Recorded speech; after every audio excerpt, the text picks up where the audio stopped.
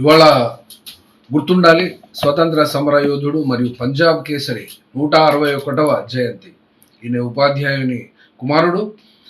ఈయన జన్మించింది జనవరి 28, 1865 పంజాబ్ రాష్ట్రంలో.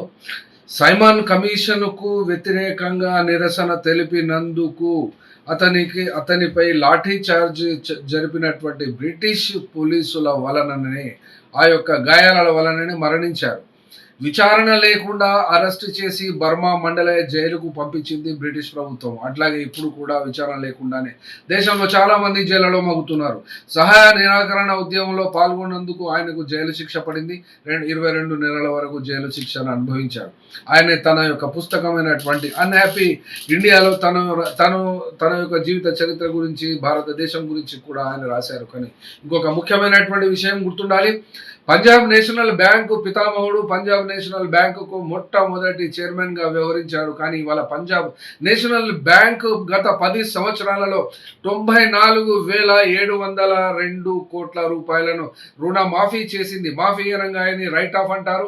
అకౌంట్స్లలో చూస్తే అందులోకి వెళ్ళి బ్యాలెన్స్ అండ్ అకౌంట్స్లో బ్యాడ్ లోన్స్ కింద తీసివేశారు. కాబట్టి ఇందులోపట పేరు ప్రఖ్యాతు గాంచినటువంటి కంపెనీలు ఈ పంజాబ్ నేషనల్ బ్యాంకును ముంచినటువంటి వాళ్ళు ఎక్విప్మెంట్ ఫినాన్స్ 2,434 మరియు శ్రీ ఇన్ఫ్రాస్ట్రక్చర్ 1,193 కోట్లు. గీతాంజలి జెమ్స్, ఇది మెహుల్ చౌక్సీ, పారిపోయిన వ్యక్తి భారతదేశం నుండి.